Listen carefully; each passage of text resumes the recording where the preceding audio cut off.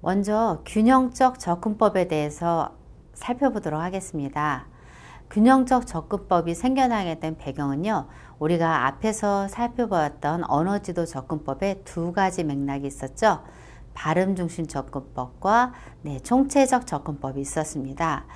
이 두 접근법이 서로 장점도 있지만 단점도 있었어요.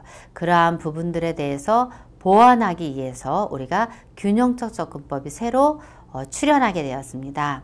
좀 더 자세히 살펴보면 앞에서 살펴보았던 발음적 중심 언어지도 접근법은 우리가 읽고 쓰기를 가능하게 하는 그런 문자 해독 기술의 습득에 초점을 두었던 반면에 전통적인 그런 발음 중심 지도 방법에 따라서 유아를 학습시킬 경우에 유아가 언어 활동에 대한 흥미에 그것을 이룰 수 있다라는 그 한계점으로 인해서 다른 그런 방법을 모색하게 되었죠. 그것이 바로 뭐였나요? 네, 바로 총체적 언어지도 접근법입니다. 여기에서는 이제 유아 스스로의 어떤 참여에 관심을 북돋을 수 있는 그런 접근을 모색하였죠. 하지만 이처럼 발음 중심 언어지도에 대한 그런 반성으로서 총체적 언어지도가 나왔어요. 하지만 이 총체적 언어지도도 장점이 있는가 반면에 단점도 발견이 되었습니다. 유아의 언어지도에 있어서 이런 긍정적인 변화를 가져왔지만 1990년대 이후에 여러 연구들에 의하면 총체적 언어지도가 단점, 즉 제한점이 있다라는 것을 보고되어야 된 거예요. 왜냐하면 이 총체적 언어지도에서는 문해 환경이 굉장히 영유아의 그런 읽고 쓰기를 많이 도울 수가 있습니다. 그렇다면 이런 문해 환경에 노출되지 않았던 경험이 적은 아이들은 어떨까요? 초등학교에 갔더니 이런 문해 경험이 많은 아이들은 읽고 쓰기가 자연스럽게 됐는데 그렇지 못한 아이들은 책을 읽지도 못하고 쓰기도 안 됐더라는 거예요. 그러한 부분에 이 총체적 언어지도가 갖고 있는 제한점이, 단점이 이제 발견이 되었습니다. 미국에서는 수행된 그런 연구들을 통해서 보면 학자들은 유아의 읽기 능력 저하가 총체적 언어지도 방법과 관련이 있다라는 의견을 제시했습니다.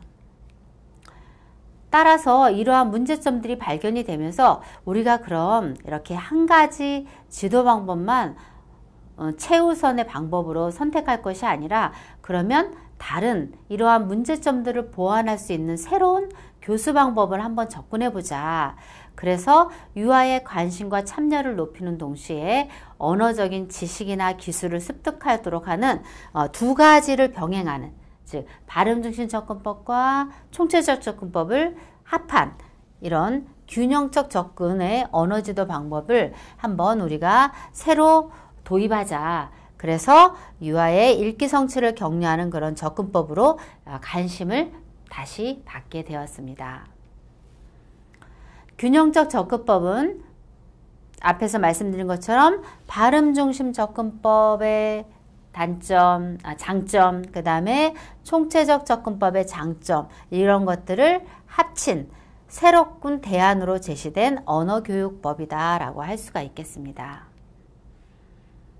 자, 그러면 궁극적인 목표는 뭐냐면요. 유아의 읽기 쓰기 발달을 도모하기 위해서 각각의 이론이 가지고 있는 그런 장점을 수용하면서 두 접근법에서 제시하는 가장 좋은 교수 방법을 선택해서 영유아의 어떤 특성에 따라서 가르치는 것이에요. 이것이 바로 이 균형적 접근법의 목표라고 할 수가 있겠습니다.